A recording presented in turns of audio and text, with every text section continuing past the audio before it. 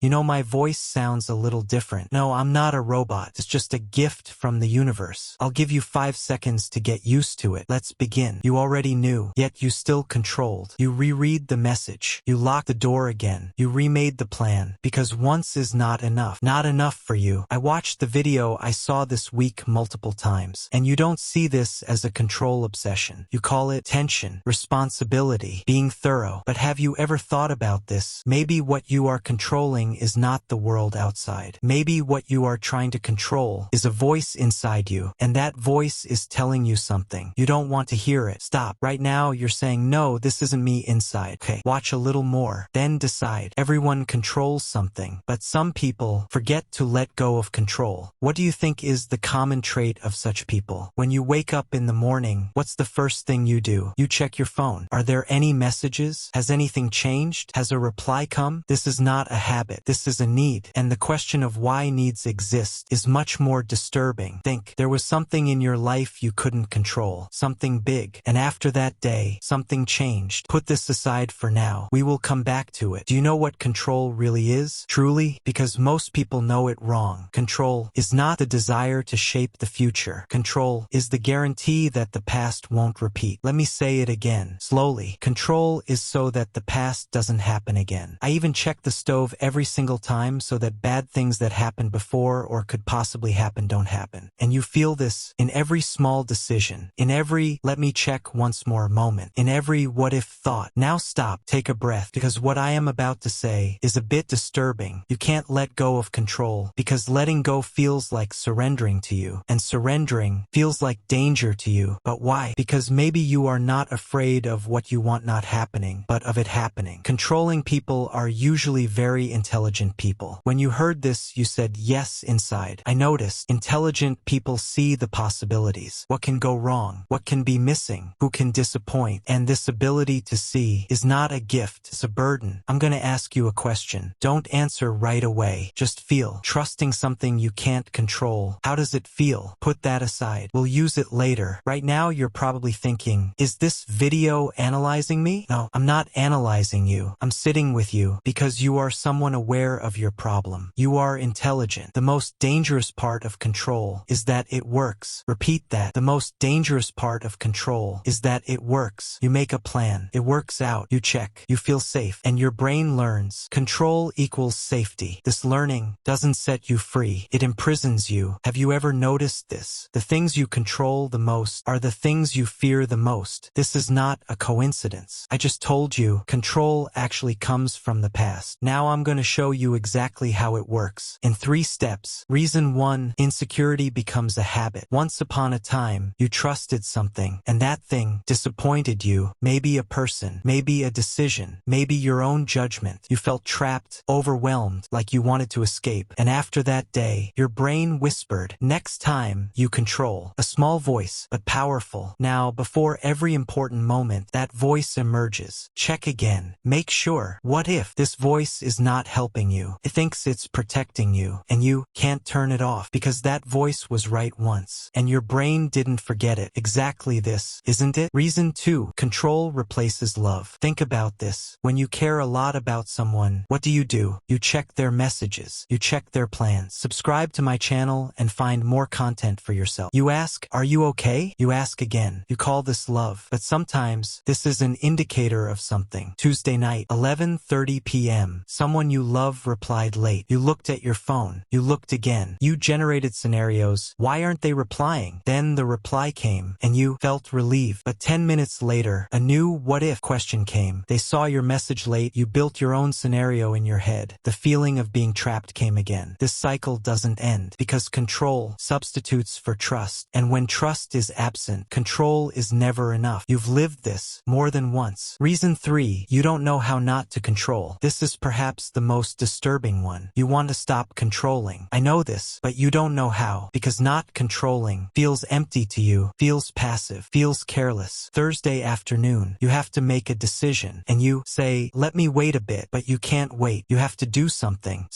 because staying still feels dangerous to you. But why are you afraid of stillness? Now do you see? Through 3 different paths, we arrived at the same place. Control is not a character trait. It's an adaptation, a survival method, and it it works. That's why you can't let go of it. This is not just in relationships. It's at work too. Before entering a meeting, you review everything. Because being caught unprepared reminds you of something. Fear, insecurity, bad possibilities. In your family too. Mom or dad told you something. You said, okay, but inside, you were building scenarios. In your self-talk too. Did I do well enough? Could I have done better? What did others think? You made a decision. It's over. But you are still weighing that decision. In your habits too. When your routine is disrupted, what do you feel? A small panic? In your social life too. Someone criticized you. There was a smile on your face. Inside, you were translating that sentence. What did they mean? Why did they say that? Did I do something wrong? Have you noticed this? In the moments you let go of control, you feel the most free. But those moments last very short. Why? I'm not answering this now. Let me tell you something. Quietly, controlling is not a weakness. But be careful of everyone who says this. Because what follows is, but if you've gone overboard. No, I won't say that. I will say this. Controlling is a form of communication. Communication with fear. What is your fear telling you? Pause. Leave this question with the viewer. Leave 3 to 5 seconds of silence in the voiceover. Someone who loves you wouldn't want to leave you without control. But you don't leave the letting go to the one who loves. Because letting go means believing. And believing means taking a risk. And you calculate risk. Always. But what if the calculation doesn't add up? That feeling of being trapped hits. Think. The most beautiful moments in your life were the moments you didn't control. That spontaneous night. That unexpected conversation. That day you said whatever and went. And in those moments, you were fully there. Your mind wasn't elsewhere. No scenarios. Just that moment. You missed this, but you don't know how to get back. Because those moments came by accident. You couldn't plan them. You couldn't control them. And perhaps that's why they were beautiful. Now let me tell you the truth. Control doesn't keep you safe. Control keeps you prepared for pain. And you control everything to feel that pain less. But have you ever thought about this? Maybe the energy you spend to escape the pain is more exhausting than the pain itself. Stop. Read that sentence again. The energy you spend to escape the pain is more exhausting than the pain itself. I said something at the beginning of the video just now. Maybe what you are controlling is not the world outside. It's a voice inside you. Do you understand that voice now? That voice tells you you are not safe enough. Always. Because once upon a time, you really weren't safe. And to overcome that moment, you didn't find control. To not live that moment again, you chose control. There's a difference. A big difference. You are not someone who controls. You are someone trying to protect themselves. And that is a very different thing. I asked just now, why does that freedom last so short in the moments you let go of control? Because freedom comes at the same time as the feeling of insecurity. And distinguishing the two from each other, you haven't learned yet. Pause. Leave 4 to 5 seconds of silence after this sentence. Very slow, close to a whisper. I'm leaving you a question. You don't have to answer. Just feel. If everything were to be okay, without controlling, what would you feel? Relief or being lost? The answer to this question tells you a lot about you. And have you noticed this too? This need for control is not just towards the outside. It's applied to your own thoughts too. There are some thoughts that you don't allow. You suppress them. You control them. And the things that are suppressed don't disappear. In the next video, I talked about that, meaning about you. Subscribe to my channel and find more content for yourself.